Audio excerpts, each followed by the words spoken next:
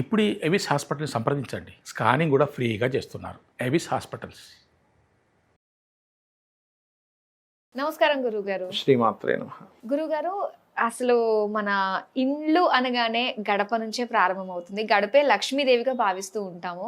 అయితే ఈ apartment culture వచ్చిన దగ్గర నుంచి మనకి గడపలు అన్నవి కూడా అసలు ఎక్కడ ఉండట్లేదండి. మెయిన్ ముఖద్వారంలో ఉండే ఒక గడప ఒక్కటే ఇస్తున్నాడు, మిగతావన్నీ కూడా అసలు ఎక్కడ లేవు. అసలు గడపకి ఉండే ప్రాధాన్యత ఏంటి? గడప దగ్గర అంటే గడపకి ఇవతల అవతల ఉండి ఏవి ఇచ్చి పుచ్చుకోకూడదు, గడప మీద నుంచోకూడదు, గడప మీద తుమ్మకూడదు, ఇలాంటివి చాలా చాలా వింటూ వచ్చాము. సో దానికి సంబంధించిన రీజన్స్, అసలు గడపకున్న ప్రాధాన్యత, దీని గురించి తెలుసుకోవాలనుకుంటున్నాము. గడపని లక్ష్మీదేవిగా రామాయణంలో చెప్పడం జరిగింది. రాముడు అరణ్యవాసంలో ఉన్నప్పుడు శూర్పణఖ వస్తుంది రాముడి దగ్గరికి. వచ్చి చక్కగా గడప మీద నిలబడి చేతులు ఇలా పెట్టుకొని చూస్తూ ఉంటుంది. అప్పుడు రాముడికి ఉన్నటువంటి గొప్ప టాలెంట్ ఏంటంటే ఒక సెకండ్ మనిషిని చూస్తే ఆ మనిషి ఏంటని అంచనా వేయగలుగుతాడు. రాజులో ఉండాల్సిన గొప్ప లక్షణం అది. వెంటనే కనిపెట్టగలగాలి. మోసపోవడం కాదు రాజు లక్షణం, కనిపెట్టగలగాలి ఏమిటి వీళ్ళు ఏమిటి పరిస్థితి అని. అలాగా రాముడు చూసి అనుకుంటాడు కొన్ని విషయాలు.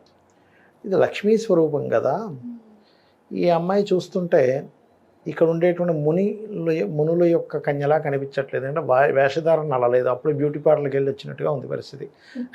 శూర్పణఖ చక్కగా తయారై వచ్చింది. సో ఇక్కడ ఉండే వాళ్ళు ఇలాగా ఉండరు.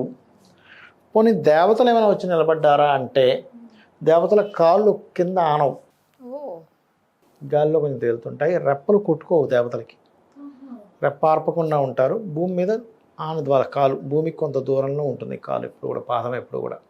సో పాదాల కింద నానున్నాయి, రెప్పలు కొట్టుకుంటున్నాయి. పోనీ ఏ రాజకన్యం అనుకుందాం, నిర్లజ్జగా నిలబడింది ఇలా, ఎటువంటి ఇది లేకుండా. లజ్జ లేదు కాబట్టి ఈవిడ ఖచ్చితంగా ఈవిడ లక్షణాలు, ఈవిడ నిలబడ్డ దీన్ని చూస్తే ఇది రాక్షస కన్య అని అర్థం చేసుకుంటాడు.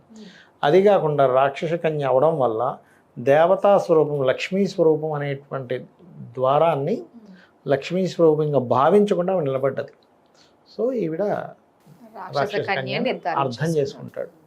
అందుకని మన వాళ్ళు ద్వారం ఏదైతే గడప ఉంటుందో, ద్వారాన్ని పెట్టేటువంటి గడప ఉంటుందో, ఆ గడప ఖచ్చితంగా లక్ష్మీ స్వరూపం కాబట్టే మన వాళ్ళు పసుపు కుంకుమ అలంకరణ చేస్తారు.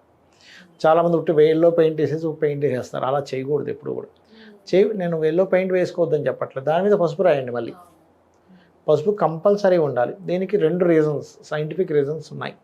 ఒకటి, మనకి ఏదైనా బ్యాక్టీరియా లోపలికి రాకుండా కొంతవరకు అది ఆపుతుంది.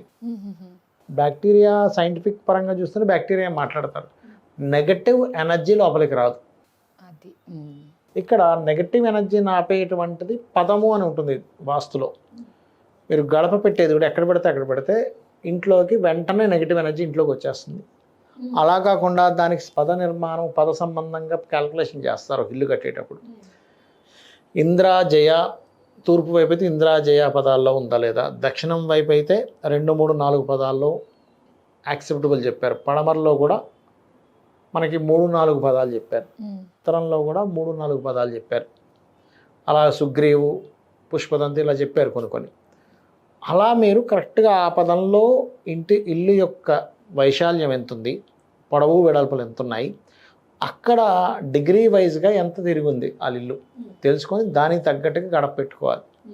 ఆ గడపకి మీరు చూడండి, అయ్యప్ప స్వామి దీక్ష తీసుకున్న వాళ్ళు ఇంటి నుంచి దీక్ష విరమణ కోసం కొండ మీదకి వెళ్ళే ముందు గడపకి కొబ్బరికాయ కొడతారు, తెలుసా మీకు? తిప్పుతారు. అవునండి. ఎందుకంటే ఒక మనిషి బయటికి ఎక్కడికైనా వెళ్ళినప్పుడు మరలా వాళ్ళు సేఫ్గా ఇంటికి తిరిగి వచ్చేలాగా ఆ ఇంటి గృహలక్ష్మి కాపాడుతూ ఉంటుంది. గృహంలో ఉండే స్త్రీ కూడా గృహలక్ష్మి, ఇంటికి ఉండేటువంటిది గృహలక్ష్మి. ఓకే, అలా ఏంటంటే ఇల్లుని కూడా గౌరవించాలని చెప్తుంది మన శాస్త్రం. అందుకని ఇంటి నిర్మాణంలో సరిగ్గా ఉండేలా చూసుకొని, ఇంటికి ఎక్కడా కూడా ఎట్టి పరిస్థితుల్లో కూడా బ్రహ్మస్థానంలో ఎట్టి పరిస్థితుల్లో మీకు పిల్లలు ఉండకూడదు. ఎటువంటి పరిస్థితుల్లో అయినా ఇల్లును మనం బాగు చేసుకోవచ్చు, కానీ ఇంటి మధ్యలో కనుక పిల్లలు ఉంటే ఆ ఇల్లును మనం బాగు చేయలేము. ఇప్పుడు వాస్తులు ఎలా అంటే కలర్ రిలేటెడ్గా ఉంటాయి.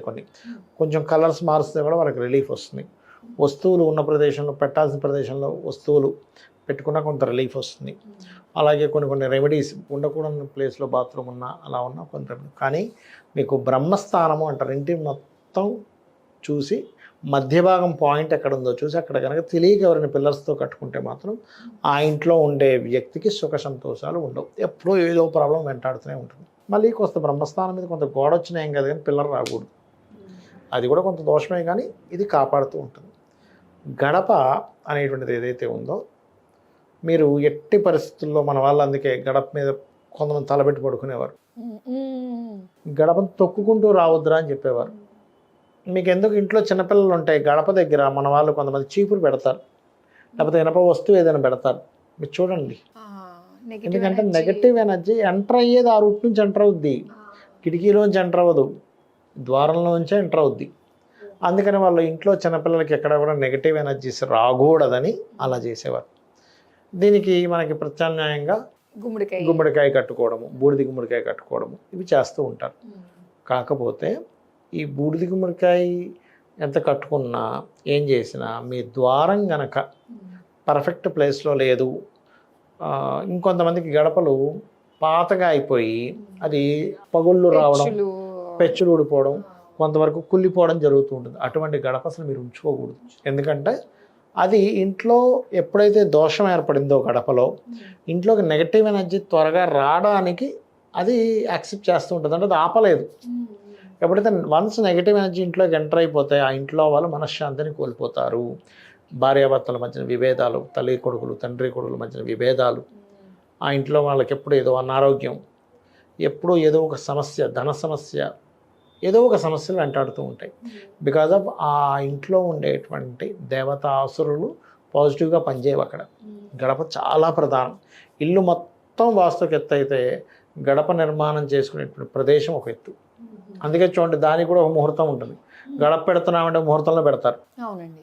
ఇంటికి శంకుస్థాపన ముహూర్తం, ఇల్లు నిర్మాణం చేసేటప్పుడు చాలామంది కొన్ని మిస్టేక్స్ చేస్తారు. ఏంటంటే ఈశాన్యం నుంచి ప్రారంభిస్తారు, ఈశాన్యం నుంచి ప్రారంభించకూడదు, నైరుతి నుంచి ప్రారంభించాలి. ఇప్పుడు ఈశాన్యంలో గోడ కట్టాడు, ఇప్పుడు ఈశాన్యం ఎత్తైపోయిందిగా, నైరుతి నుంచి ప్రారంభించాలి. పిల్లర్ వేసేది కానివ్వండి, ఇల్లు గోడలు కట్టేది కానివ్వండి, నైరుతి నుంచి ప్రారంభించాలి.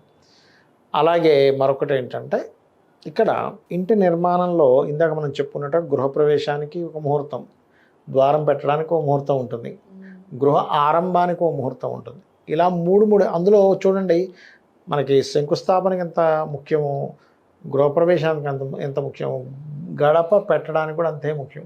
అక్కడ కూడా చతుర్థ శుద్ధి, లగ్న శుద్ధి, అష్టమ శుద్ధి, లాభంలో చక్కగా మీకు రవి కానీ ఏమైనా శుభగ్రహాలు ఉన్నాయా, లగ్నంలో శుభగ్రహాలు ఉన్నాయా, దానికి దశలు గట్ట అన్నీ బాగున్నాయా, ఇవన్నీ కూడా లెక్కలేసుకుంటారు. సో ఇంత ఉంటుంది అనమాట. అయితే ఇప్పుడు మనకి మెయిన్ ముఖద్వారంలో ఉండే గడపే ఫస్ట్ అండి, మిగతావి గడపలు లేకపోయినా పర్వాలేదా? అది కొంతమంది ఇష్టం అమ్మాయి, వల్ల రేపు ఏంటంటే అన్నిటికీ గడపలు పెట్టట్లేదు. కాకపోతే మెయిన్ డోర్కి చాలా ఇంపార్టెంట్. మెయిన్ డోర్ లేకపోతే వెనకాల నుంచి కొంత అక్కడ కూడా కంపల్సరీ పెట్టుకోవాలి. ఎక్కడి నుంచి అయితే మనం వెళ్ళి వస్తూ లోపలికి ఎంటర్ అవుతామో ఇంటి లోపలికి ఆ ప్లేసెస్ లో ఖచ్చితంగా గడపలు ఉండాలి, గడప ఉండాల్సిందే. ఓకే గురుగారు, గడపకి సంబంధించి అలాగే మిగతా వాస్తుకు సంబంధించి చాలా విషయాలు మాతో పంచుకున్నందుకు ధన్యవాదాలు. శ్రీమాత్రేనమః.